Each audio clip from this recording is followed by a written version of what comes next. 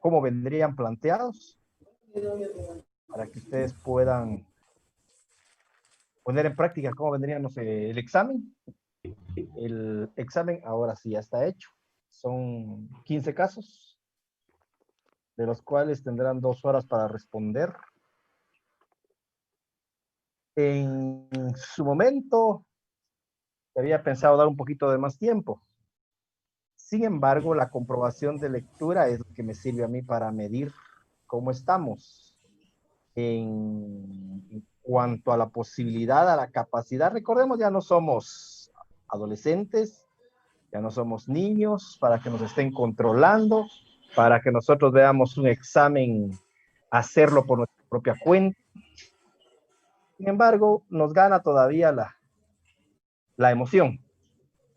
Y dentro de la comprobación se puede establecer que varios copiaron. Si tuvieran la variante, los que tenían que contestar A, contestaron la variante B, pues sabían que estaba mala, ¿verdad? Pero los que tenían la variante A, y si les hubiera tocado la variante B, sacaban los 5. Porque no se percataron que las preguntas eran distintas.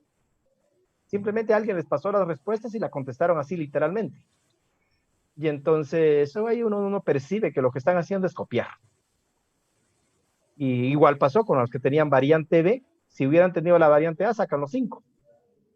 Porque simple y sencillamente en la angustia del tiempo solo se dedican a copiar.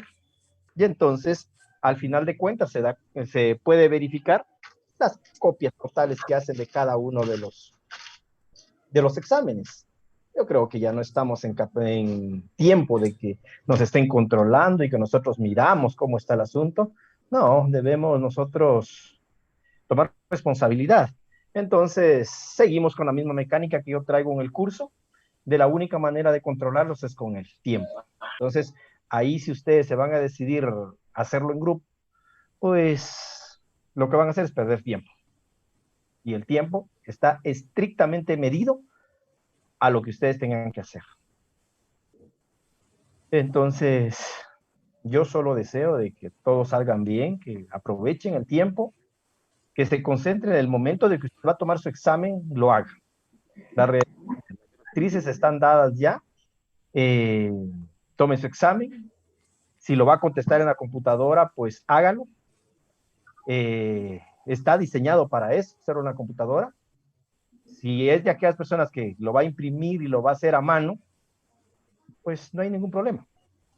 Lo único es lo que ya les dije, legible, la letra, claridad en la imagen que vaya a enviar, porque si no puede hacer de que yo vaya a calificar y en su posible revisión de examen que me vaya a solicitar, no me va a decir, mire, es que ayer era tal cosa, porque yo simple y sencillamente voy a verificar lo que yo entiendo. Voy a sentarme con usted a descifrar su examen. Entonces, voy a calificar con base a lo que yo entienda. Ya cuando vayamos a una revisión posible, nada más decir, no, es que ahí era tal cosa. Porque si no es legible, yo no voy a entrar a analizar a lo que usted quiso escribir. Entonces, por favor, en ese sentido, escribamos lo más claro posible y así vamos a evitar inconvenientes al momento de hacerlo. De la misma manera, le advierto, el examen está para el día miércoles, si no estoy mal. El día que yo les dé la nota, pues ustedes pueden pedir la revisión. La revisión la hacemos de la misma manera a través de videollamada para que veamos el examen, con examen en mano, lo podemos revisar.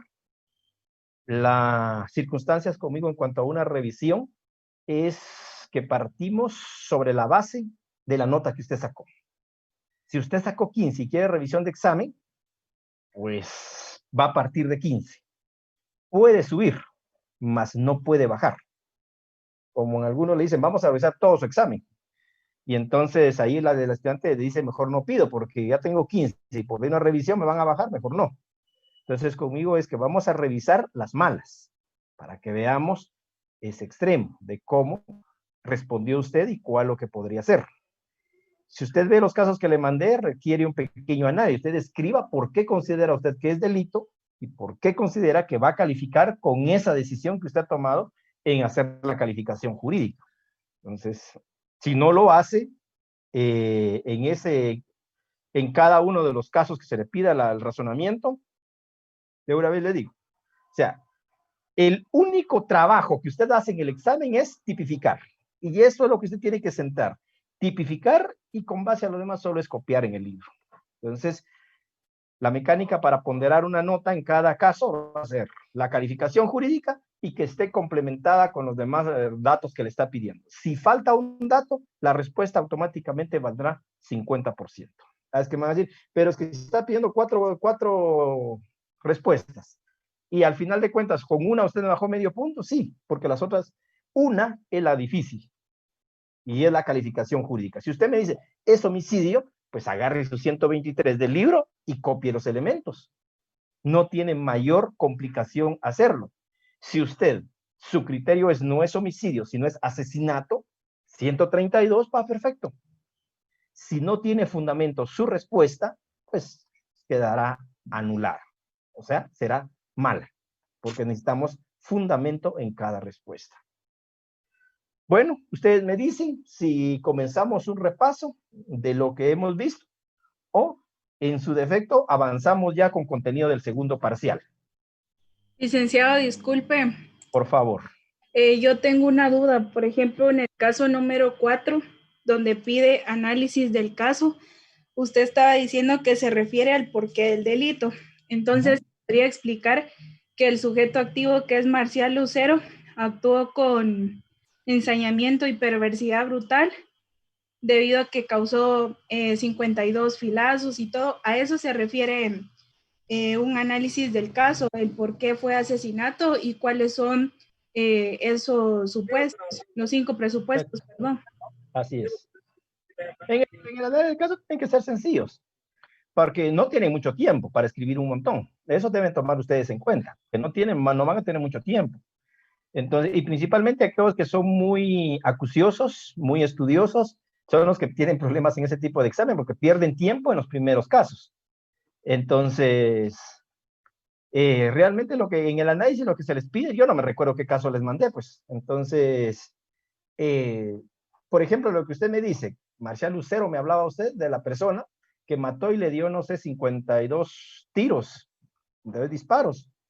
Entonces, al analizar el caso, podría venir usted, en el presente caso, sí hay delito de asesinato en virtud de considerar que el señor innecesariamente provocó sufrimiento a la víctima, toda vez de que para matar a una persona no necesitaban 52 balazos. Entonces, por acá, ahí lo que se puede establecer un ensañamiento del victimario hacia la víctima. Por lo tanto, si hay un delito más grave, no solo de darle muerte a una persona, sino los agravantes que establece el 132. Entonces, eso es su análisis. Calificación jurídica, asesinato. Tengamos cuidado, no sustituye el análisis la calificación jurídica, porque algunos en su análisis no mencionan la calificación jurídica. Entonces, cada uno analiza de distinta manera. Alguno me podrá decir, en el presente caso, el señor Lucero, al darle 52 disparos a la persona, pues obviamente aquí se puede entender que lo que hay es un ensañamiento en contra de su víctima o en contra del agraviado. Bueno, ahí nunca me dijo que es asesinato, solo me dijo que hay un ensañamiento. Bueno, perfecto. Ahora, calificación jurídica, asesinato. Entonces, ahí es donde que cada uno podría hacer. Yo como sugerencia les digo, porque el problema es en el examen, es que en la velocidad que van a estar contestando, puede hacer que se les olvide, les vaya a olvidar algún elemento. Yo lo que hago es, por ejemplo, veo el caso y me dice análisis, escribo análisis, posteriormente me dice calificación jurídica, le pongo CF, CJ, perdón, calificación jurídica, me pide elementos, sujeto activo, SA, sujeto pasivo, SP, o le pues escriben sujeto activo, sujeto pasivo, como ustedes quieran. Entonces, listo lo que me está pidiendo del caso y fundamento legal. Entonces, ya después voy llenando. Bueno, ¿qué me pidió? Análisis. En el presente caso, escribo lo que considero de análisis, calificación jurídica, asesinato, bien jurídico tutelado, la vida, verbo rector, dar muerte, sujeto activo, pues el señor Lucero, el sujeto pasivo, la persona fallecida, elemento material, la voluntad y con premeditación y ensañamiento darle muerte a la persona. Entonces, ahí es donde vamos y llenamos fundamento legal 132 Código Penal. Me evito de que no se me olvide algún elemento, porque si va a agarrarse uno por uno, puede ser que nada. Carrera que lleva, la velocidad que vaya a hacer, y el tiempo, la premura del tiempo, usted se ponga nervioso y no vea al momento de estar contestando, por ejemplo, que también se le pidió sujeto pasivo, y usted contestó solo sujeto activo. Entonces, podría ser como recomendación, usted hágalo como mejor usted pueda trabajar. ¿Alguna otra pregunta? Licenciado, disculpe. Por favor, Jenny.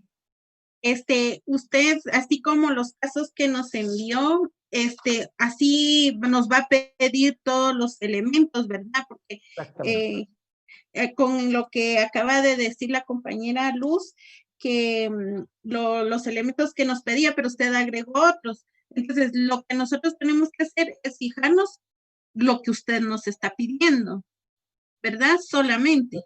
Exactamente. El caso, yo ahorita en el ejemplo que les estaba poniendo verbal, casi abarcaba todos los elementos que tiene el libro. Usted se concreta a responder los que tiene, ¿sí? Los que le están pidiendo nada más en el caso, porque el problema es que no tienen mucho tiempo. Entonces, contesten lo que se les está pidiendo. Generalmente son entre 3 y 4 elementos lo que se pide en cada caso. Entonces, lo que sí les recomiendo, compañeros y compañeras, es que donde diga sujeto activo y sujeto pasivo no es cualquier persona. Así dice el libro. Pero usted está respondiendo un caso concreto. Y entonces, la compañera Luz nos decía sobre Marcial Lucero. Entonces ponga Marcial Lucero. ¿Quién es? ¿Él es sujeto activo o sujeto pasivo? Entonces, escriba sujeto activo o sujeto pasivo. Está contestando un caso concreto. Ahora, por el ejemplo, algunos me dicen verbo rector, matar al señor tal. Está bien, no es que esté malo, mucho mejor así especificado, pero ahí sí le aceptaría yo que me diga matar. Perfecto, ese es el verbo rector. Entonces, ya si le quiere matar a tal persona, excelente, pero también yo entiendo que está limitado el tiempo, está bastante restringido a manera que termine. Y no hay aquello que a las 8 me estén diciendo, mire, 5, 10, 15 minutos más, porque no va a haber. Entonces, realmente ya el tiempo está medido, el tiempo está establecido antes del examen para que usted se dedique a responder y no pierda tiempo, estar consultando. Y es ahí donde yo justifico las razones de limitar el tiempo derivado a esas actitudes que hay, de verdad. Hay un montón de exámenes donde uno sabe que fue copia. Entonces, realmente la única manera de venir y controlar al estudiante para que conteste a conciencia es limitando el tiempo. Porque si va a estar preguntándose él mismo o ella misma, se va a estar restringiendo el tiempo y por lo tanto sufriendo sus propias consecuencias. Pero se los explico para que después no hayan esos inconvenientes, que muy poco tiempo, que no sé qué. Porque realmente, si usted recibe su examen, se dedica a contestar, ya si usted lo va a imprimir, lo va a hacer, eso no está contemplado en el examen. Porque no es esa la mecánica. Entiendo de aquellos que no tienen la posibilidad de tener una computadora o que y algunos dicen yo no puedo escribir en la computadora porque me cuesta mucho. Entonces, pero todas esas limitaciones de verdad yo las entiendo, están, pero no podemos hacer casos excepcionales, todos tenemos que trabajar sobre la misma mecánica y haciendo esas consideraciones es que se les da esa posibilidad de que lo puedan contestar a mano, porque de lo contrario yo les diría, regla, reciba el examen, contéstelo a mano y me lo reenvía por foto, que podría tomarle a su examen. Entonces, pero eso conllevaría a que yo estaría aceptando que me redacten una letra que yo no entiendo. Y entonces, ahí ya vienen todas las revisiones de examen a decirme, mire, es que ahí yo le quise escribir tal cosa, ahí dice tal cosa. Entonces, tendremos que primero pasar una revisión de letra para después yo calificar. Entonces, ahí nos complicaríamos más. ¿Alguien más, jóvenes? Gracias. Por favor, Álvaro. Buenas noches, Lick, gusto saludarlo. Igualmente. Solo una consulta. Póngale que usted en un caso nos pide solo sujeto activo y sujeto pasivo. Y nosotros, como somos tan pilas, le ponemos el bien jurídico tutelado y todo lo demás. ¿Se tomará como correcto o incorrecto esa respuesta? Si están los elementos que yo pedí, esos son los que voy a calificar. Lo que usted me dice, por ejemplo, el caso, yo le planteé el caso, en todo viene calificación jurídica. Calificación jurídica, y le pedí sujeto activo y sujeto pasivo, pero usted también contestó verbo rector. Ni Ajá, lo voy exacto. a calificar, ni lo voy a calificar porque no le pedí. Pero si usted lo quiere anotar, no hay ningún problema, ¿sí? El problema es que si usted es de las personas que va a teclear, ahí va a perder segundos en escribir bien jurídico tutelado, la vida. Entonces, ahí se va a complicar. Son segundos, pero que al final de cuentas le van a hacer falta. Por eso mi sugerencia es conteste lo que le estoy pidiendo. Pero si usted contesta, por ejemplo, todos los elementos que tiene el libro, por mí no hay ningún problema. Yo solo tomaré en cuenta los que necesitaba.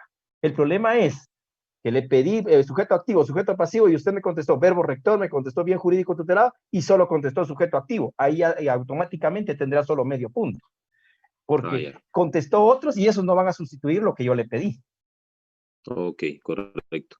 También, Lick, la otra vez mencionaba un compañero que no tenía computadora y todo, y así como el ejemplo que usted nos mandó, en una hoja en línea, de verdad, poner respuesta 1, tal cosa, bien jurídico tutelado tal, así a mano, por decirlo así, tomarle una foto lo más legible posible y mandársela al correo. ¿Se estará bien esa mecánica, licenciado? Sí, está bien. Lo único es que lo que les estaba diciendo, letra legible, bien identificado, porque de verdad, en las comprobaciones llegó uno donde no dice nada.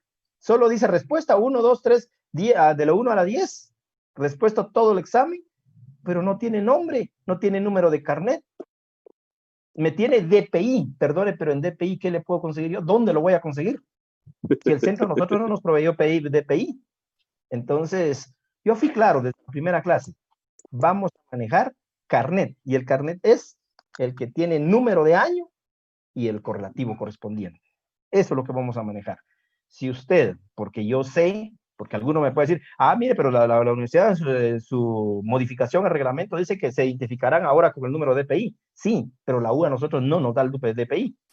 Entonces, es como ayer, bueno, de la sección B, que estaba viendo que publicaron sobre la nueva plataforma y están diciendo de que es el docente el que tiene que matricular estudiantes. Perdone, asumamos responsabilidades, pero en una capacitación, Jairo lo dijo, nosotros, el sistema va a matricular estudiantes, y aquellos que por alguna razón no han podido asignarse y están asistiendo a las clases, a ese le corresponde al docente.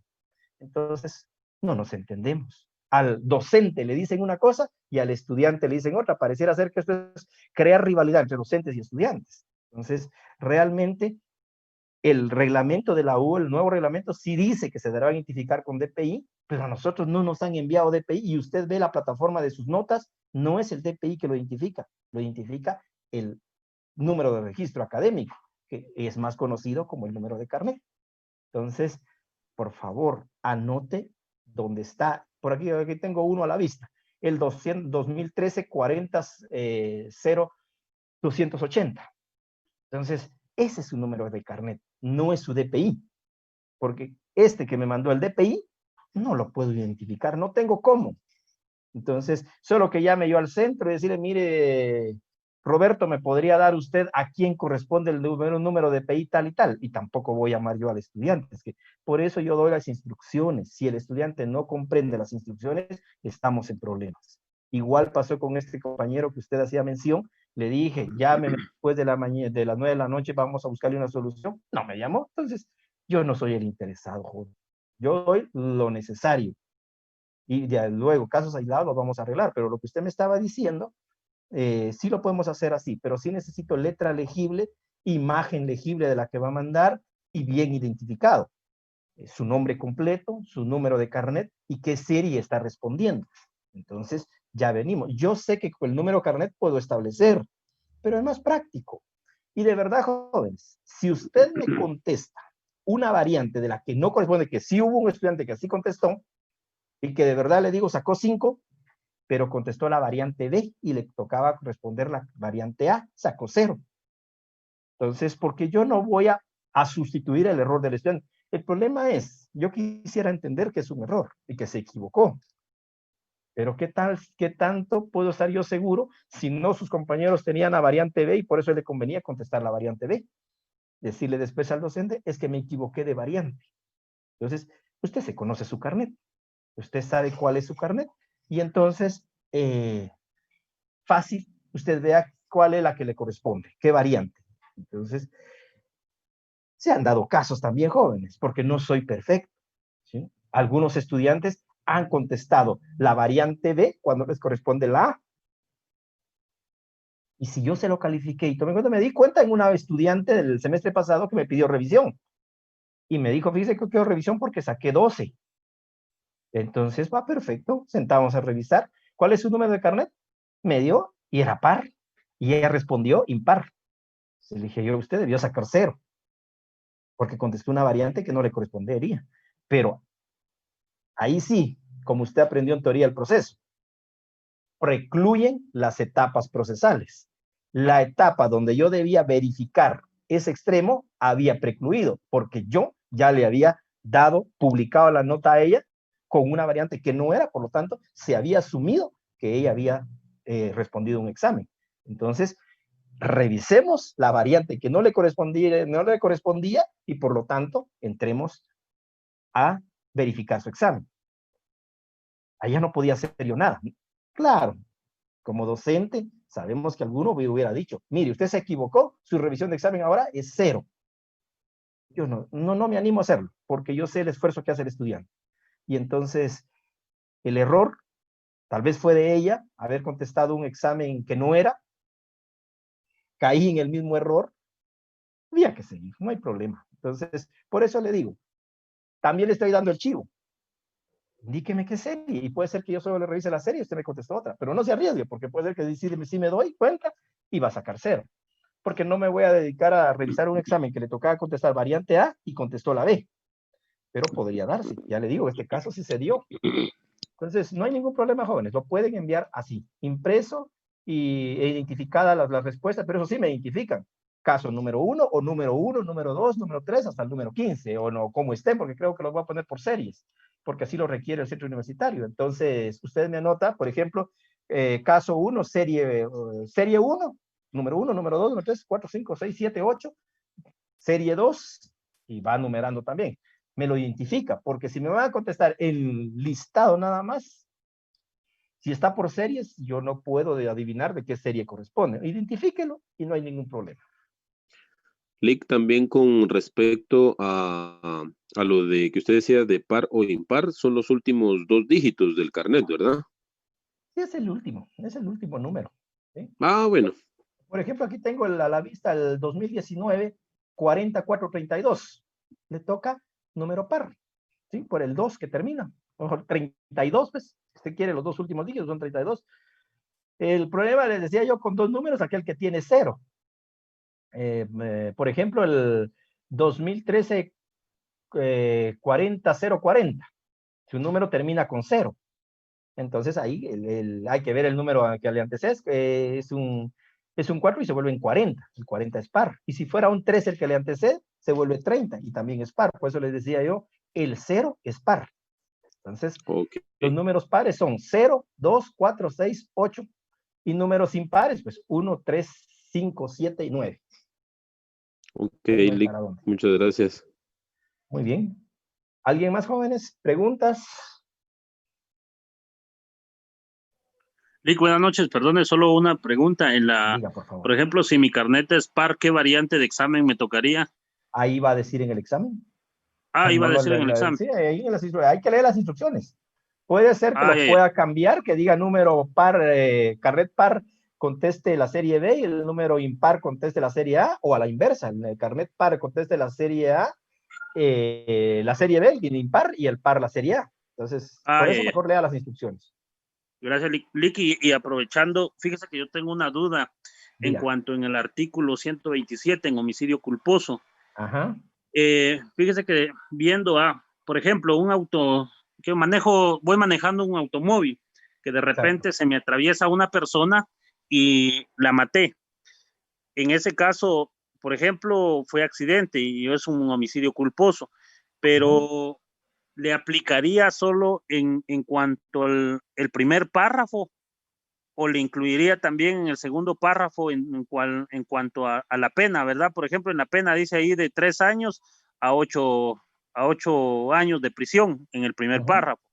pero ya en el segundo párrafo me indica también lo que es en cuanto a la licencia de conducir, cuánto tiempo se le cancelaría la licencia de conducir. ¿En eso le aplicaría también eso o no le aplicaría? Bueno, perdone que le vaya a responder yo con otra pregunta. Ajá. Lo que estamos es aprendiendo. Yo lo que quiero es que usted suelte lo que usted ha aprendido. ¿Qué respondería usted? Ese es su examen. Usted planteó el caso. Ajá. ¿Qué respondería usted? Yo le diría, ya, así vamos a aprender para que se le quede. Pues yo le aplicaría ahí, por ejemplo, si es homicidio culposo, le aplicaría el 127, ¿va? Ajá. En cuanto le aplicaría a 3 años de prisión con, sí, 3 años la mínima con 8 años. Pero la duda es si yo le aplicaría también la cancelación de la licencia. Usted está contestando el caso, contéstelo, ya con seguridad. Y eso es lo que quiero yo en derecho penal. Ya con seguridad, pues yo le entraría ahí al segundo párrafo en cuanto me basaría la imprudencia, negligencia, ¿verdad? Y le aplicaría también lo que es la cancelación de la licencia por 1 a 5 años. Pero no sé si estaría bien ahí. Vea, pues, analicemos el caso. Por eso le decía que quería ver su respuesta, su opinión, y eso es lo que a mí me interesa, que ustedes vayan ejercitando casos. Por eso les dije, podríamos aprovechar hoy el repaso, pero no que yo les plantee los casos, porque solo somos receptores. No, planteemos el caso y ya le buscamos nosotros la respuesta, conforme a lo que la ley dice. El caso que nos preguntaba el compañero dice, el delito de homicidio culposo. El autor de homicidio culposo se le sancionará con prisión de 2 a 5 años. ¿Qué es homicidio? Darle muerte a una persona por culpa. Por eso dice homicidio culposo.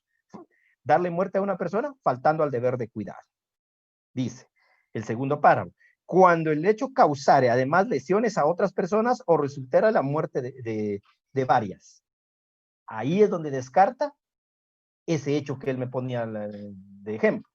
Él dice que va manejando, se le atraviesa una persona imprudente el peatón y lo mata. Él perfectamente tipifica como homicidio culposo, pero se va a la pena de 3 a 8 años. ¿Por qué? Si solo mató a una persona. Si solo mató a una persona y no hay más personas heridas. Entonces, no abarca el segundo párrafo. Para que sea esa pena, debe haber personas heridas o lesionadas y por lo menos un fallecido, pero tienen que haber personas lesionadas para que aplique esa pena de 3 a 8 años de prisión. Entonces, a ese caso, vamos únicamente a la pena de 2 a 5 años, a la primera parte, nada más. Esa pena correspondería.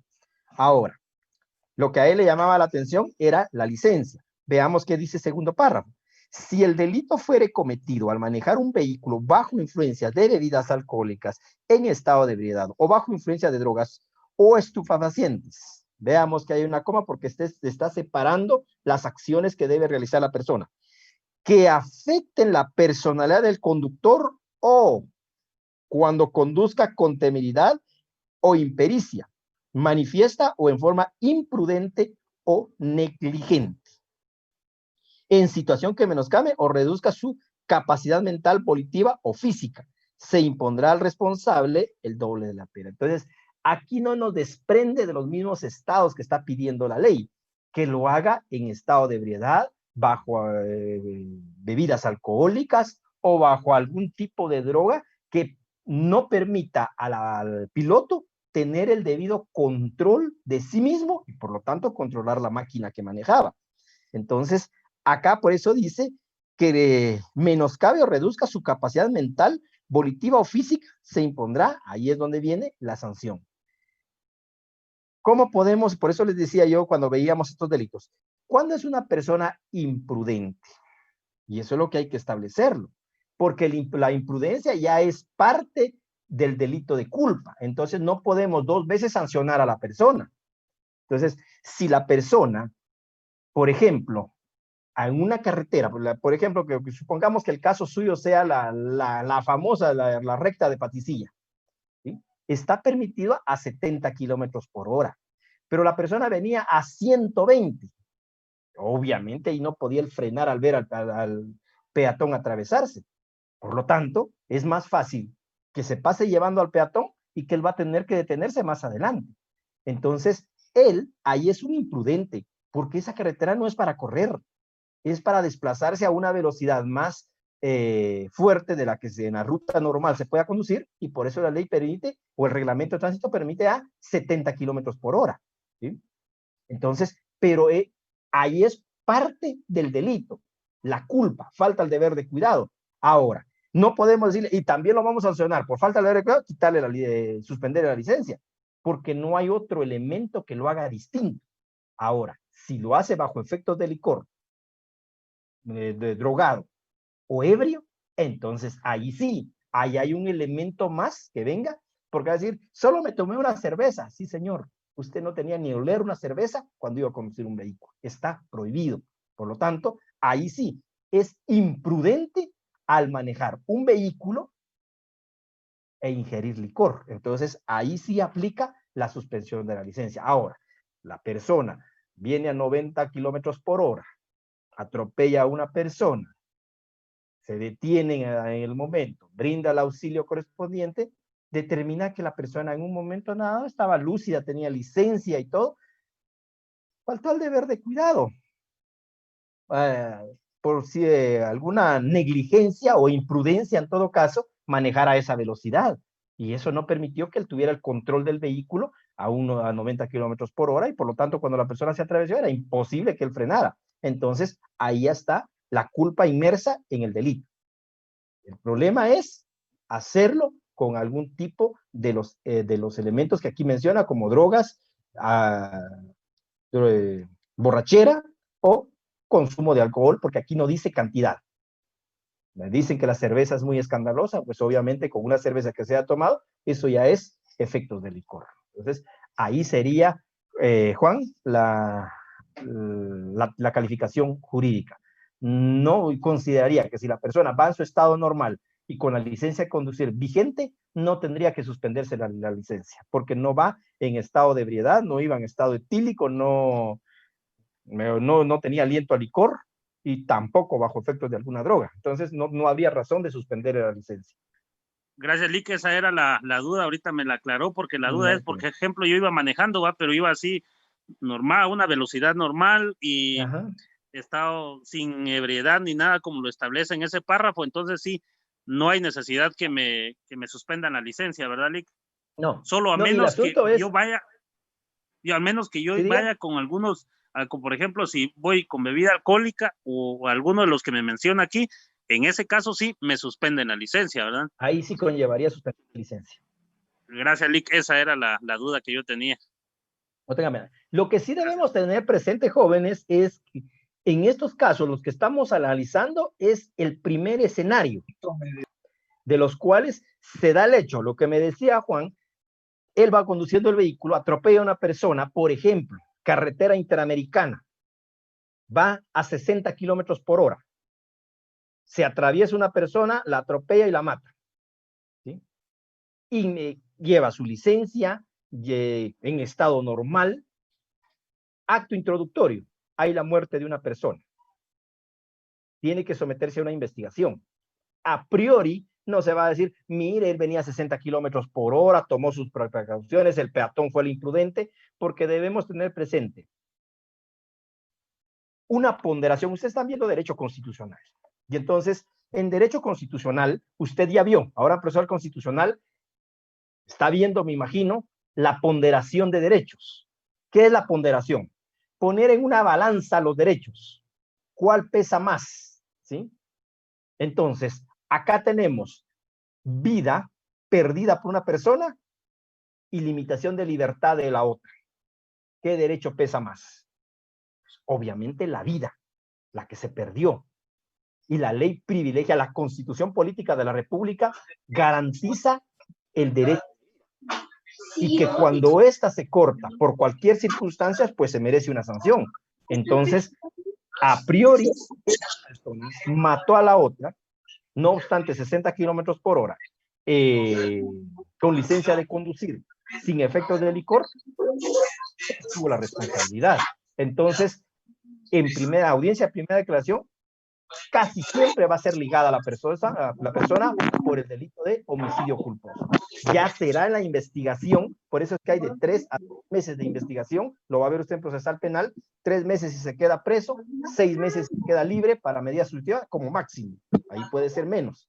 Entonces, ahí se va a establecer si tuvo o no responsabilidad. Al finalizar la investigación, pues el Ministerio Público va a determinar que efectivamente él iba a 60 kilómetros por hora, se estableció que el peatón tuvo la culpa, por lo tanto, ahí vendrá una figura de sobreseimiento. Se va a cerrar el proceso en favor de la persona que iba manejando el vehículo, pero va a ser sometido a una investigación.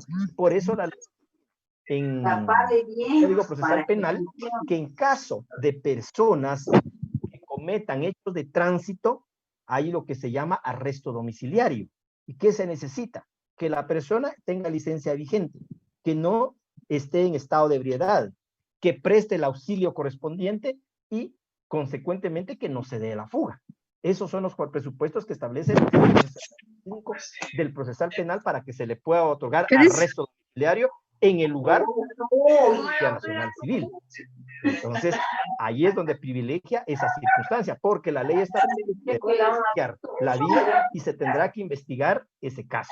Y entonces, ahí vendrá la posible sujeción. Por eso, aquí es lo que estamos viendo nosotros, es la audiencia que vamos a la primera declaración que se llama. Ya dentro del proceso, nosotros vamos a establecer la persona, hay una posible responsabilidad o en su defecto va a haber responsabilidad ya en un debate público, la responsabilidad de las personas. Entonces, eso es lo que debemos. ¿Alguien más, jóvenes? Gracias, Lick. Licenciado, solo con una pregunta. Por favor.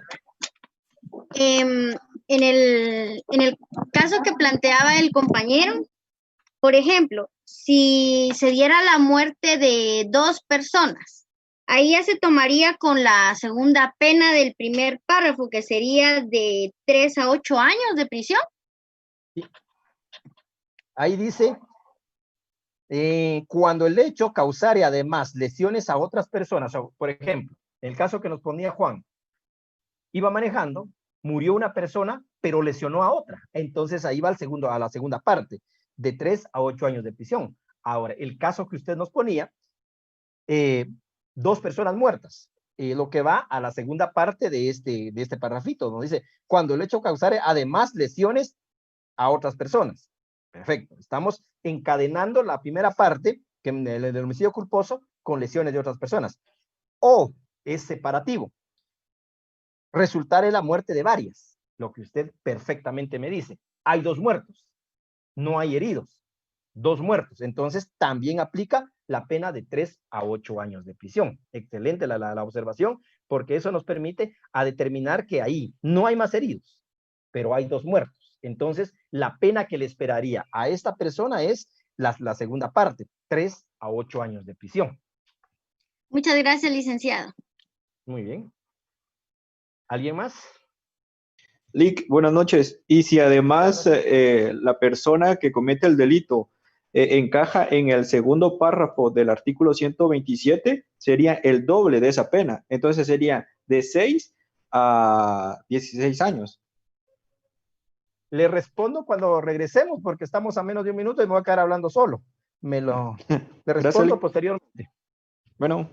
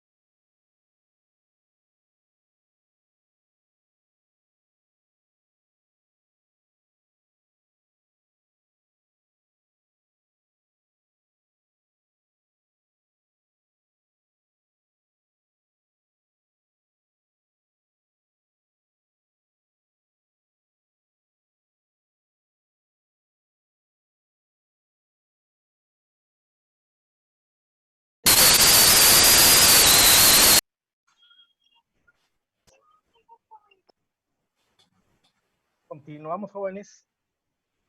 A lo que preguntaba Sergio, según le pude comprender, que si estaba en la segunda, si el caso fuera de una persona que conducía un vehículo que está contenido en la segunda parte, entendería yo cuando él me decía de transporte colectivo. No sé, Sergio, si estamos bien.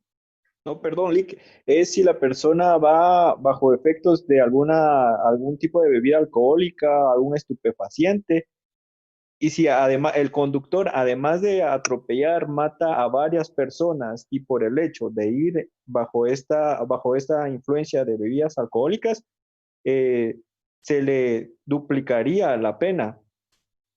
Si en el primer ¿Cuál es su párrafo, fundamento?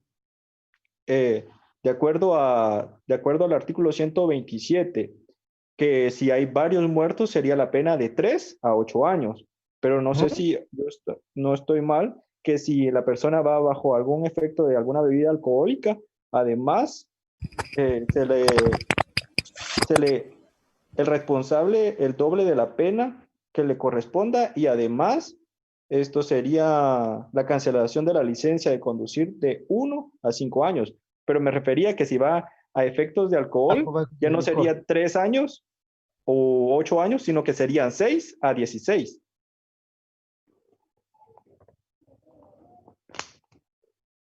Vamos a verificar si establece el doble de la pena, donde en la parte final. Ajá, exacto, del segundo Dice, párrafo. si el delito fuere cometido al manejar vehículo bajo influencia de bebidas alcohólicas, estado de ebriado, bajo influencia de drogas tóxicas estupefacientes que afecta a personal del conductor o cuando conduzca con temeridad o impericia manifiesta o en forma imprudente, negligente o en situación que menoscabe o reduzca la capacidad mental, volitiva o física, se impondrá al responsable el doble de la pena que le corresponda. En caso de no existir alguna de estas circunstancias, la cancelación de la licencia de conducir de 1 a 5 años. Sí, aquí es donde usted se fundamenta para aumentar la pena. Sí, ahí ya, si va bajo efectos de licor, se aumenta la pena. Sería de 6 a 16 años de prisión. Pero eso es si hay varias personas fallecidas o en su defecto lesionadas y personas fallecidas, o una fallecida y varias lesionadas, o varias fallecidas y varias lesionadas. Entonces, se aumenta la pena, pero si va bajo efecto de licor o bajo efecto de alguna droga. Ahí sí aplicaría eso que usted decía. Gracias, Lick. Muy bien. ¿Alguien más, jóvenes? Buenas noches.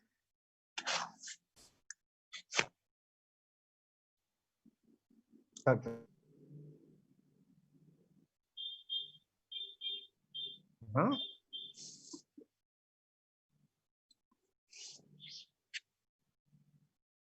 Uh-huh.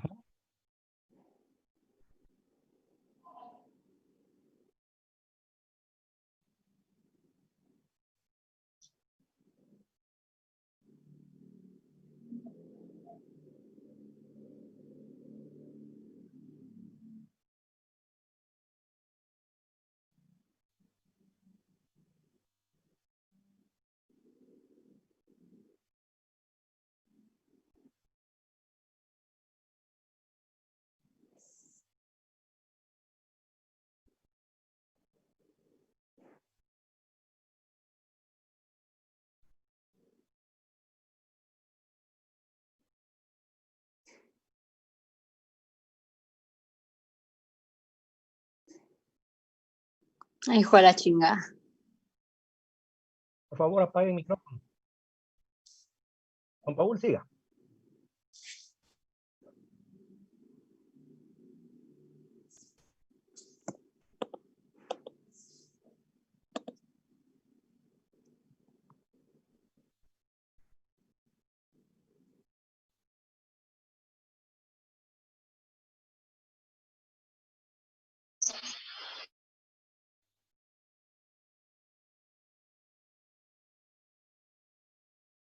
Uh-huh. Claro, ahí tiene toda la razón. Ahí, a priori, habría que calificarlo como un homicidio en estado de mención violenta.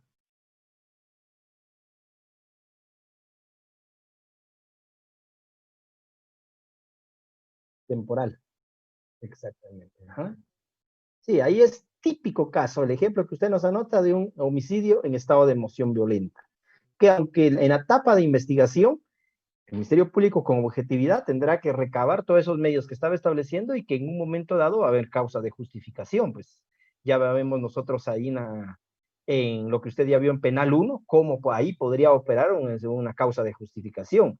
Garantista, un juez de primera instancia podría en un momento dado decretar la falta de mérito en favor de ella, pero el Ministerio Público sí va a imputar homicidio en estado de emoción violenta. Derivado a que el Ministerio Público va, en audiencia de primera declaración, va a pedir, pero aún un fiscal objetivo le puede decir al juez, después de la imputación, que no lo ligue a proceso, porque hay causas que se advierten de justificación derivado al hecho, y que se pueda decretar la falta de mérito. Es muy difícil que los fiscales lo hagan, pero sí hemos tenido nosotros fiscales, yo les llamo valientes, a los cuales, aún en contra de la directriz de la institución, ellos se animan a tomar ese tipo de actitudes, porque sí los hemos tenido, algunos fiscales. Entonces, en los cuales vienen y dice, no obstante que la Fiscalía en imperativo legal le ha imputado a la sindicada o al sindicado el hecho y ha manifestado encuadrarse en una conducta ilícita, sin embargo, como Fiscalía, actuando de conformidad con el artículo 108 del Código Procesal Penal, con objetividad, establezco que no hay elementos suficientes para que se ligue a proceso a la persona y que se decrete la falta de mérito de conformidad con el artículo 272 del Código Penal. Entonces, ahí podría ser. Pero si no lo hace, puede haber jueces también que estamos llamados a eso, a poder decretar la falta de mérito, porque podría considerarse en un momento dado una causa de justificación.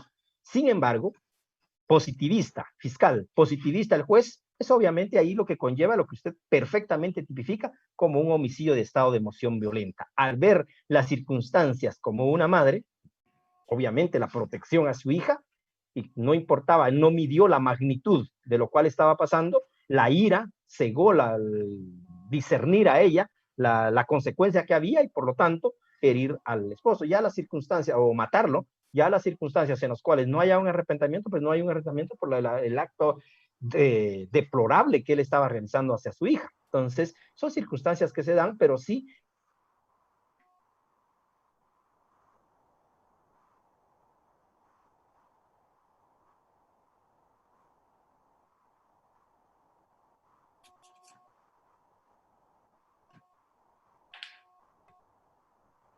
Bueno, todo está claro entonces. Vamos, por favor, si no hay más preguntas, comenzamos con la clase para el segundo parcial. Licenciado, una pregunta. Por favor, diga. En el caso de que, por ejemplo, en un accidente culposo, por ejemplo, si fuera una mujer la que murió y resulta que está embarazada, ¿cuál sería la tipificación? ¿Seguiría siendo un homicidio culposo y no afecta el embarazo o sí afecta? Depende a quién se le va a atribuir, porque aquí hay que plantear el caso. Porque, por ejemplo, si el esposo y la esposa iba de copiloto en la carretera, el esposo manejando el vehículo, y por circunstancias de falta del deber de cuidado, se da el hecho, pues, por lo tanto, el esposo sí tenía conocimiento de que su esposa estaba embarazada. Y entonces llevar a una persona embarazada lleva doble responsabilidad. Entonces ahí podría establecerse un homicidio culposo y consecuentemente poder determinarse un aborto culposo, porque el señor sí sabía.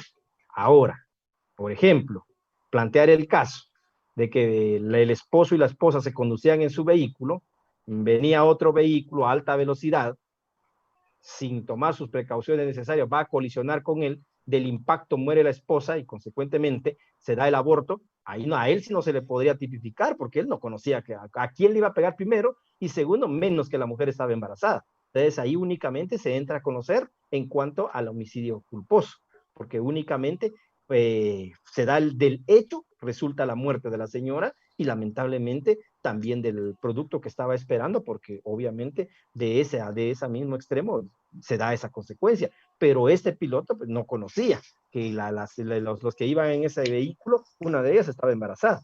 Entonces ahí por eso le decía yo, depende al plantear el caso, porque si era el esposo, iban en el mismo vehículo, pues obviamente él sí sabía que su esposa estaba embarazada, porque recordemos nosotros en lo cual establece el aborto culposo, establece que haya previo conocimiento del estado de embarazo. Si no se conoce, pues obviamente no se puede imputar. Por ejemplo, la persona iba manejando, aún sea el esposo, Si ella le ha dicho, tengo atrasos, no me viene la menstruación, tengo 8 días de atraso, se supone que puede haber un embarazo, pero hay que esperar. Entonces esperemos unos días más. Y lamentablemente van y chocan, y cuando el dictamen médico dice, se determinó que ella estaba en estado de gestación. Pero ahí no se le podía imputar a él, si ni él sabía que estaba embarazada la esposa. Pero son extremos en los cuales la ley requiere conocimiento del estado de embarazo. Si no, no se le puede imputar. Gracias, licenciado. Licenciado, buenas noches. Buenas noches. Una pregunta ahí, con lo que planteó Wilmer, ¿aplicaría el segundo párrafo? Porque como son 2 vidas las que se perdieron ahí, al implicado se le imputaría de 3 a 8 años. Recordemos que ahí todavía no se puede hablar de una vida, o sea, la ley ya le reconoce derechos, pero aún no está determinada una vida como tal. No podemos hablar un homicidio de un feto, porque ahí todavía está en el vientre de la madre. Entonces no hay vida independiente. Entonces ahí lo que hay es un aborto. No podemos hablar todavía de un homicidio de esa persona porque no estaba en vida. Ahora, distinto es que el niño ya estaba en brazos de la madre. Ahí sí ya estamos hablando de una vida independiente. No, independiente me refiero a que no se alimenta del cuerpo de la madre. Podría alimentarse de leche materna, pero ya fuera del cuerpo de la madre. Entonces, ahí es donde podemos hablar de esa conducta. Pero si era lo que nos decía el compañero Wilmer en cuanto a poder determinar que ella estaba embarazada, y cuando estamos hablando de embarazo es que está dentro del vientre de la madre, pues obviamente ahí estamos hablando aún de un feto con derechos, pero aún que no es reconocida como una vida independiente. Entonces, ahí estamos hablando de un producto en proyecto de nacer, de cobrar vida independiente. Entonces, ahí lo que estamos hablando es de un aborto, no de un homicidio, es lo que podríamos hablar. Entonces, ahí, por eso les decía yo, ahí aplicaría únicamente el primer párrafo, siempre y cuando llena todos los requisitos que la ley señala. Entonces, aplicaría el primer párrafo, homicidio, en las cuales tiene la pena, si no estoy mal, de 2 a 5 años, para poder establecer esa conducta ilícita. Y aparte, el aborto culposo, que podría devenir a raíz de que ella estaba en estado de gestación. No sé si le queda claro. Sí, gracias, licenciado. Muchas gracias. Lick. Entonces, a ver, Jorge, por favor, está pidiendo la palabra, después le doy la palabra a Álvaro. Licenciado, buenas noches. Buenas noches. Con una consulta, más que todo es para a la hora de nosotros poder responder el examen. Yo tengo una duda, por ejemplo, en el artículo 145, donde habla de las lesiones específicas, el artículo menciona que ni de propósito castrar, esterilizar o deje ciego o mutilar a una persona. Aquí nos menciona varias acciones que puede tener una persona. Bueno, entonces nosotros a la hora de responder, por ejemplo, en el verbo rector, si el caso que usted nos plantea solo se habla sobre la esterilización de una persona, entonces nosotros a la hora de responder solo pondríamos, por ejemplo, esterilizar, no todas las respuestas que tiene acá en el verbo rector, como indica el libro. Mire, ahí lo dejo abierto, la posibilidad de cuál ustedes puedan responder. El 145 tiene como verbo rectores castrar, esterilizar, cegar o mutilar. Podrían ustedes elegir cualquiera de ellos, siempre y cuando sea el que más se aproxime al hecho concreto. Si, por ejemplo, del hecho vendría que la persona vino, golpeó a la persona y con un tenedor le sacó los ojos, pues entonces ahí podemos establecer la circunstancia del hecho doloso de quitarle los ojos, o sea, dejarlo ciego. Por lo tanto, ¿para qué me va a escribir usted castrar? Si con el ojo no se castra, ¿sí? O sea, lo que va a hacer es, en todo caso, cegar. Entonces, ahí sí no hay problema. Pero si usted tiene dudas y si cuál de todos será mejor, escribe los 4, ahí no hay problema, ¿sí? El problema es que si usted escribe uno, ahorita pues no va a haber tanto problema porque estos delitos sí son más específicos. En los demás delitos es donde ya hay algunos que se asemejan, se parecen, y entonces en la duda mejor anoto todos, no hay problema, ¿sí? Entonces, con los verbos rectores no importa. Si me anota el específico, como usted me dice, por ejemplo, castrar, pues entonces usted me dice, le quitaron los testículos al varón. Ah, bueno, entonces castrar. Le quitaron los ojos a la persona. Ah, bueno, cegar. Entonces, ahí es donde tenemos claridad en cuanto al verbo rector. Ahora, si quiere atonar los 4, tampoco hay ningún problema. Lo que yo veo es que esté por lo menos 1 o 2 de los verbos rectores que más se aproximan a la conducta ilícita que usted estaba respondiendo. Gracias, licenciado. Por favor, Álvaro. Lick, en este caso que planteó el compañero, me surge una duda y tengo otra duda. En esta, cabal, como usted dijo, si le quitó un ojo, ahí sería, por decirlo así, mutilar, porque solo le está quitando un ojo, más no lo está dejando ciego. Sí. Aquí vamos a otro de los delitos que establece acá. Pérdida de un órgano o de un sentido. Es una lesión gravísima, porque solo le está quitando un ojo. Oh, ¿sí? Cierto. Ahí es donde hay pérdida de un órgano o de un sentido. Ahora, el 145 es cegar, o sea, dejarlo ciego. Y ciego es quitarle los ojos. O sea, inhabilitar. No es, cuando me refiero a quitarlo, no es aquello que le arrancó los ojos, a imaginarnos acá la idea de que parecía está quitando los dos ojos, ¿verdad? Sino que las circunstancias en las cuales a veces les derraman líquido, porque hemos tenido casos en los cuales, por ejemplo, le derrama líquido de batería, y lo que hace es alcanzar los ojos. Eso es daño irreparable, daña la piel, pero los ojos los pierde. Entonces, cuando usted va a ver, tiene los ojos puestos, pero no mira. Entonces, lo que produce, por eso la ley habla de ceguera, no de quitarle, de arrancarle así literalmente los ojos, sino de que se establezca la ceguera, pero la ceguera conlleva los dos ojos. Ok, excelente. La otra duda, Lick, es, póngale en el caso anterior que planteaba el compañero, de que la esposa iba embarazada. ¿Van a venir casos así? ¿O nos va a plantear casos así que tengan dos delitos? Creo que no, porque estamos comenzando y ahorita soy muy condescendiente con ustedes. No me acuerdo que haya redactado yo un caso con dos delitos. Entonces, lo más seguro es que no. Seguro es que no venga, porque estamos introduciéndonos a derecho. Ya en el otro parcial podría ser, donde sí fijo vienen es el final, porque ahí ya tenemos casi 100 artículos para podernos divertir para el final. Por eso yo les decía, aprovechen el primer parcial y sacar 25, porque son pocos artículos. Si usted se da cuenta, del 123 al 153, ¿sí? Poquito más de 25 artículos, o sea, es bien poquito, y para 15 casos, casi todos los delitos vienen. Ahora en el segundo ya aumentan un poquito los artículos, pero el final sí son como 100 artículos, entonces ahí hay para divertirnos. Bien. Y aquellos que van a las retrasadas, del 123 al 312, entonces sí es bastante. Ahí sí podrían venir casos de 2 hasta de 3 delitos, pero eso ya será cuestión de analizar. Ok, Lick, muchas gracias. Muy bien. Lick, disculpe. Por favor, Rudy. Al momento de responder, usted nos decía que únicamente vamos a colocar los puntos que usted solicite. Si, por ejemplo, en alguno solicita el análisis, se hará el análisis. Y si no, simplemente lo que usted pida, ¿verdad? Ok. Sí. Eso es. Licenciado, disculpe otra pregunta. Yo me estaba dando cuenta que la mayoría de los homicidios, cuando dice bien jurídico tutelado, aparece la vida humana independiente. Eso está bien. Pero lo que no le entiendo es que por qué dice simple y, por ejemplo, en el artículo 128, donde dice inducción o ayuda al suicidio, aparece como la vida humana independiente, pero compuesta o compleja. Disculpe, ¿qué significa?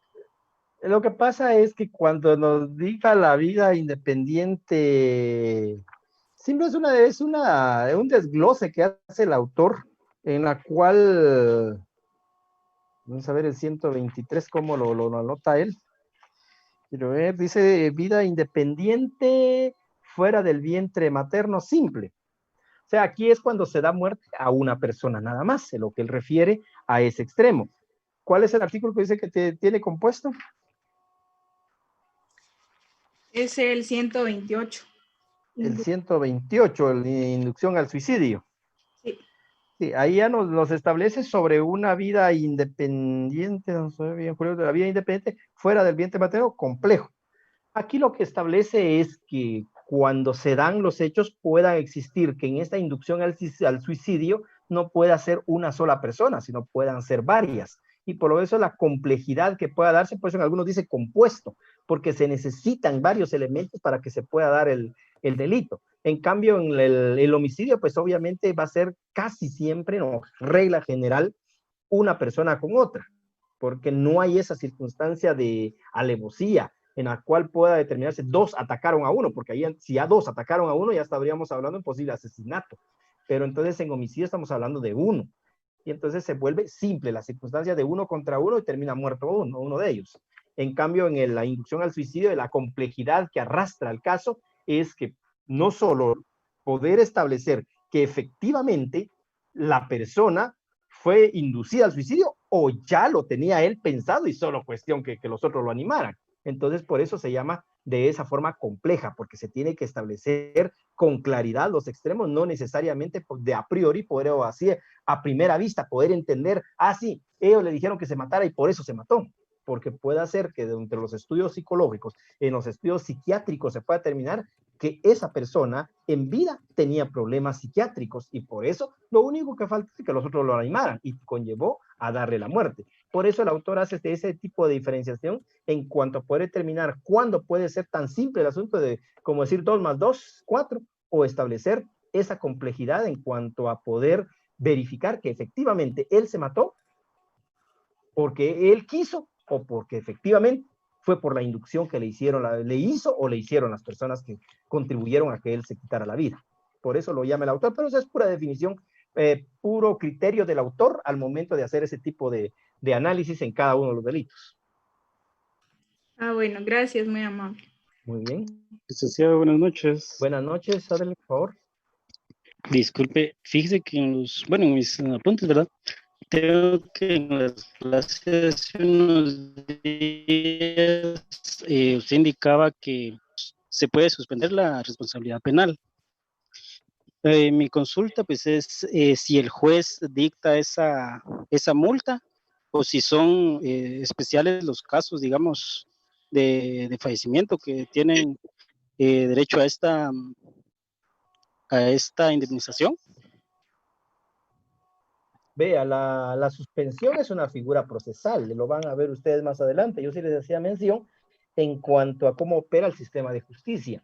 Y entonces, para que se otorgue la suspensión de la persecución penal, va a depender de la pena que se espera, o que tenga asignado el delito, porque es en aquellos casos en los cuales no tenga una pena mayor a 5 años, o en su defecto los delitos culposos. Entonces, el homicidio culposo pues tiene una pena más de 5 años, pero es culposo. Entonces, se puede suspender, pero eso va a ser no solo criterio del juez, sino primero que la fiscalía, porque es la fiscalía quien lo propone, que a criterio de la fiscalía se den los presupuestos. ¿Qué presupuestos? Que sea una persona en las cuales haya reparado el daño causado. Obviamente la vida no se puede reponer, ¿verdad? Pero que se haya indemnizado, por lo menos el acuerdo entre las partes a un monto de dinero y que haya sido pagado. Entonces, con eso ya se puede. Y en caso de una multa que tenga el delito que se vaya a aplicar, pues obviamente eso podría alcanzar la suspensión de la persecución penal. Ahora podría devenir también un sustitutivo penal que usted ya conoció en penal 1, una suspensión de la pena. Esto va a dictarse la sentencia. Ahí la sentencia conlleva que la persona, ahí ya no es tanto la indemnización, porque hay una reparación digna a la cual pueda ser condenada la persona, que tendrá que pagársela en su momento a la víctima, pero ahí ya son otros requisitos, por ejemplo, la suspensión de la pena, pero allá es de la pena, allá hay sentencia, ya recorrió todo el camino, entonces llegó a la pena y el juez ahí sí ya es un criterio jurisdiccional en las cuales pueda indicar a él se le va a suspender la pena bajo condición, y ahí establece aquellas penas impuestas no mayor a 5 años. Entonces, si la pena fue de 5 años, bueno, entonces pues la podemos suspender. O a 3 años, perdón, la suspensión de la pena es a 3 años, la pena es de 3 años, la suspendamos. Entonces se puede otorgar la suspensión de la pena. Son dos figuras parecidas, suspensión condicional de la persecución penal y suspensión de la pena, que son dos elementos y escenarios distintos dentro del proceso penal donde aplica. Entonces, la suspensión de la persecución es por delitos cuya pena que se espera es mayor, no mayor a 5 años. Y la suspensión de la pena cuya pena impuesta no supere los 3 años, que es distinto el presupuesto. Pero eso es materia de procesal penal, a cual ustedes puedan ahondar ese extremo. Gracias, licenciado. Muy bien. ¿Alguien más? ¿No hay? Bueno. Entrémosle pues, jóvenes, porque aquí no hay tiempo de perder, después nos vamos a lamentar con tiempo perdido, entonces mejor aprovechemos a avanzar, hay unos minutos todavía para poder seguir. Entonces, entramos al artículo 154, abandono de niños y de personas desvalidas, del capítulo 7. Esto ya es materia del segundo parcial. Quien abandonare a un niño menor de 10 años, veamos quién es el sujeto activo, niño menor de 10 años, o una persona incapaz de valerse por sí misma, que estuviere bajo su cuidado o custodia, será sancionado con prisión de 6 meses a 3 años. Si a consecuencia del abandono ocurriere la muerte del abandonado, la sanción será de 3 a 10 años de prisión. Si solo hubiere puesto en peligro la vida del mismo o la haya producido lesiones, la sanción será de 3 meses a 5 años. Entonces, veamos acá. Si se abandona a un niño de 11 años, no aplica este delito, porque nos establece a un niño menor de 10 años. Entonces, si se deja en abandono a este niño, pues hay una responsabilidad penal por parte de la persona. O una persona en las cuales no pueda valerse por sí misma. Ojo, aquí no está hablando capacidades diferentes. Podría ser, porque aplica, pero no necesariamente eso, porque cuando vimos maltrato contra personas menores de edad, establecimos menores de edad, ahí decía menores de edad nada más, y estamos a 18 años para abajo. O incapacidades, con incapacidades, dice la ley, a lo cual yo les decía, es más técnico, es más permitido hablar de capacidades diferentes. Entonces, esta persona, pues obviamente aquí nos dice de una persona incapaz de valerse por sí misma. Entonces, aquí hay que tener cuidado porque la ley sí abarca bastante. Por ejemplo, una persona en las cuales tenga fractura de todo del cuerpo, por ejemplo, no es una persona con capacidades diferentes, pero no puede valerse por sí misma. Entonces, podría incurrir en esa conducta ilícita la persona que lo dejara en el abandono.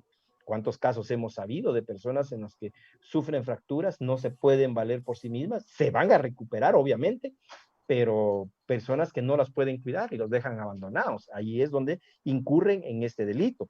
Y si a consecuencia de ello muere, pues obviamente también así se vaya agravando la pena, o en su defecto poner en peligro únicamente la vida o se cause lesiones derivado a ese abandono de niño de menor de 10 años o una persona que no pueda valerse por sí misma. Entonces ahí establecemos una pena en las cuales el legislador consideró el hecho de poner en peligro la vida no es tanto solo el abandono, porque en un abandono pues podemos determinar una persona en las cuales queda abandonada, pero no está expuesta a mayor peligro de más allá de lo que podría suceder, que ese abandono sea prolongado y que no pueda ser custodiado por algunas personas. Por ejemplo, los niños abandonados inmediatamente son puestos a disposición de la Procuraduría General de la Nación para que brinde la protección.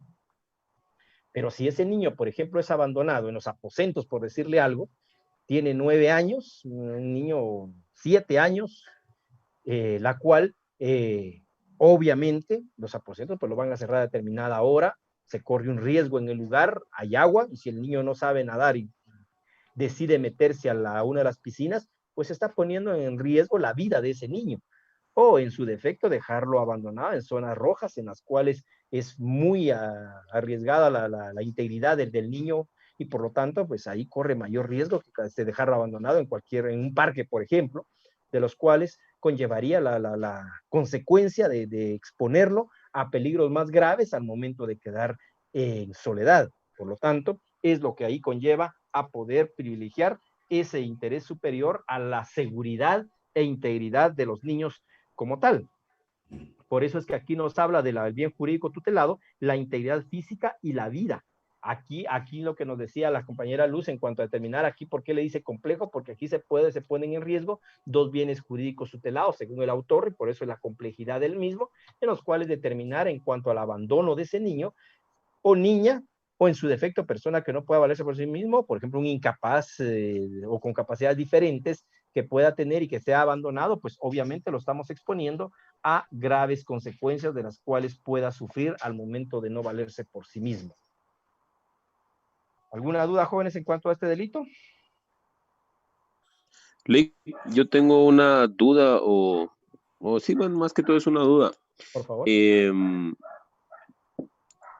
obviamente, veamos este artículo, si la pena, la más pequeña, ¿va? 3 meses a 5 años, que le dictaminaran los 3 meses, él se iría a prisión, la misma prisión donde está, por decirlo así, los mareros, asesinos y todo eso. No hay algún otro lugar donde poder meter a esas personas que no son tan violentas, por decirlo así, o parejo. Mire, la verdad es que nuestro sistema penitenciario es la cenicienta del sistema de justicia. Realmente, si usted quiere ver las instituciones en el abandono del sistema de justicia, usted me va a decir, mire, la Policía Nacional Civil tampoco vive en la gloria para decir la situación como vive. O los juzgados, de los cuales hay carencias, y el Ministerio Público tiene sus carencias, pero ante todas esas deficiencias que tiene cada uno, hablando económicamente, de todas esas deficiencias que tiene el sistema de justicia, el peor y el más abandonado es el sistema penitenciario. Entonces, a nadie le interesa el sistema penitenciario, esa es la verdad. O sea, no hay esta política para poder establecer, no obstante, el sistema penitenciario, su ley orgánica es muy buena. La Constitución Política de la República determina que el fin de la privación de libertad es la resocialización de insertar de nuevo a la sociedad al delincuente. Entonces, los fines son buenos, pero nadie le pone la importancia necesaria. Y entonces, como usted dice, literalmente, esa persona va a esos mismos lugares. Si no va a una visita aquí al sistema penitenciario de Chimaltenango, solo hay 3 sectores. Y en cada sector están capacitados, si no estoy mal, para 80 privados de libertad, y cada uno tiene más de 160 privados de libertad en cada sector. Es un hacinamiento total. Y en esos 160 que hay en cada sector, pues en cada sector hay asesinos, hay extorsionistas, hay violadores, hay ladrones que roban carteras, hay todo tipo de delincuente. Y podría haber uno que haya abandonado niños, ¿verdad? Si hay hasta por faltas. Entonces, son situaciones las cuales van a ese lugar. Pero para eso la ley ha previsto salidas procesales, de las cuales llama, y lo que ya hemos mencionado, ustedes se van a nutrir mejor en procesal penal de estas figuras. Esta persona obviamente podría ser ligada a proceso, pero para eso y por eso necesitamos que hayan abogados preparados, que ustedes de verdad se preparen a conciencia, no aquello de que haya se repenso y lo que me interesa es graduar, si no estudió nada. Entonces, realmente el momento donde uno se prepara, donde uno estudia conciencia, es el técnico profesional. Porque ahí realmente solo Dios y su conciencia lo va a ayudar para examinarse ante la terna que va a tener enfrente. Porque ahorita, con este tipo de exámenes, pues obviamente cualquiera va a caer en la tentación de decirle, consultarle al vecino, decirle, mira, vos mandame cómo se resuelve el caso número 2. Y se lo van a mandar. Y usted pasó el examen, sorteó el examen. Pero jamás va a venir a decir, voy a estudiar ese caso porque yo no lo entendí, pero ahora lo voy a contestar a conciencia. No lo va a hacer. Entonces, son circunstancias que se dan en la vida real y que debemos nosotros superar a través de la lectura. Y entonces, esto va a depender del abogado, pero honestamente, nosotros hemos tenido abogados crueles. Y hay un patrocinio infiel, que también vamos a verlo en el penal 3, este tipo de delitos, en la cual hay consecuencia para el abogado. Pero, de verdad, hay abogados que da pena su actuar en una audiencia. Por ejemplo, una negación de asistencia económica. En una ocasión, una abogada, porque fue mujer, la fiscalía pidió que se ligara a proceso por negación de asistencia económica. La defensa dijo, me adhiero al que el Ministerio Público pide. Bueno, dije yo, bueno, ¿qué podemos hacer? También es que la negación de asistencia económica no hay mucho que discutir. Lo ligué a proceso. Pero cuando di la medida de coerción, la palabra para que se pronunciara, la fiscalía dice, el señor debe 60,000 quetzales de pensión alimenticia. Por lo tanto, yo solicito medidas sustitutivas, pero que se le fije la caución económica en 60,000 quetzales. Bueno, está bien, va. ¿Qué dice la defensa? La defensa, mi cliente dice que no tiene los 60,000 quetzales, por lo cual yo pido prisión preventiva. Entonces, señores, ¿cómo un abogado va a llegar a pedir en una audiencia una medida de coerción de esa magnitud? Eso no se puede, no se debe, sí se puede, pero no se debe, ¿sí? Va en contra de la ética profesional de un abogado. No puede llegar a una audiencia y decirme, quiero prisión preventiva. Yo admiro a aquellos abogados que se animan, porque también la ley dice que por asesinato no hay medida sustitutiva, pero me la piden. A veces sin fundamento, sin argumento, pero la piden. Y dice uno, está bien, algo están haciendo. Pero que me digan, por un delito menos grave de negación de asistencia económica, que no tiene una pena más de 2 años de prisión, me esté pidiendo prisión preventiva al propio abogado, o en este caso abogada defensora. Entonces, a eso nos tenemos que preparar nosotros, así como usted me dice, y este delito que tiene 3 meses a 5 años, tiene una de las penas asignadas, ¿qué va a pasar con él? Bueno, primero liguémoslo a proceso, si fuera el caso. Démosle medida sustitutiva, va a estar libre, no va a estar preso. Pero ¿cómo va a solventar? Que arregle con los familiares o con el abandonado, que lleguen a un arreglo que le indemnice y le damos un criterio de oportunidad. O le damos una suspensión de la persecución penal. Continuamos a la audiencia intermedia. En la audiencia intermedia no pudimos darle ninguno de estos beneficios. Démosle un procedimiento abreviado. Pongámosle una pena de 3 meses de prisión y un perdón judicial. Le perdonamos la pena de 3 meses y ya está, él solventó su situación. No, que el Ministerio Público no quiere perdón judicial porque 3 meses es muy poquito. El Ministerio Público va a pedir 3 años de prisión. Perfecto. Tiene 5. El Ministerio Público pidió 3. Vale, démosle 3 años de prisión y acordémosle la suspensión condicional de la pena.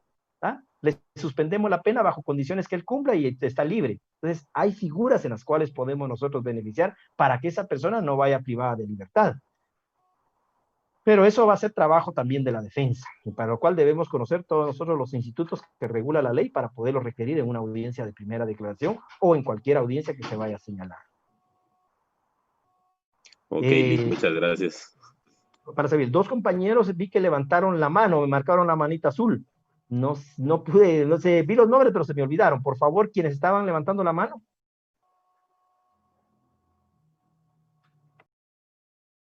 No hay nadie. Bueno, entonces, continuemos con el siguiente artículo, el 155. Licenciado. Por favor. Adelante. Licenciado, disculpe nuevamente. Sí, fíjese que yo sigo con una duda. No sé si podríamos regresar al título del aborto. Disculpe. Por favor. Fíjese que sucedió un caso en el área de mi trabajo, ¿verdad? 2 personas, mujeres, que tenían crédito para la empresa. Una de ellas embarazada, la otra pues conocía el caso, ¿verdad? Por el tiempo de embarazo. Pero la mujer que estaba embarazada, estaba intentando pues que se hiciera la riña, ¿verdad? El problema. En este caso, si hubiera sucedido que la pelea entre ellas, 2 mujeres, y por causa de ello, la señora pierde al bebé, sería un aborto. Pues, ¿pero discutían por el embarazo o discutían por otro tema? Discutían por un tema crediticio directamente. Ajá. Bueno, era por el trabajo. Bueno, así entonces ahí lo que habría, si hubiera abortado, porque llegaran a la riña y abortó, sería un aborto preterintencional. Aborto preterintencional de parte de la persona, de la otra que causa el aborto. Del agresor, ajá. Del agresor. Muy bien. Y en el caso que la persona embarazada era la que estaba buscando el problema, digamos, ella también ahí no es punible, porque nos dice que en ese caso el aborto, si no le voy a responder fuera si me quedo hablando solo, porque ya se va a cortar el tiempo. Aborto con yo estaba viendo aborto procurado, el 134, estaba viendo yo que causara aborto. Ahí sería con intención. Sí, también sería aborto que por actos violentos ocasionados, abortos a propósito de causarlo, pero constando en el estado de embarazo. Sí, y para la propia persona no habría, porque ella no lo buscó a propósito. Ella no buscó a propósito. Aunque ella estuviera buscando el problema. Ajá, exacto. Para ella no es punible. No es ahora para el agresor solo sí. El preterintencional para la otra persona. Muy bien. Gracias, licenciado. Muy bien. Bueno, jóvenes, el tiempo está por expirar. Lanzamos el día miércoles entonces el día miércoles envío el examen. De todas maneras, yo doy las instrucciones por WhatsApp porque ya no nos dio tiempo a este momento. La otra semana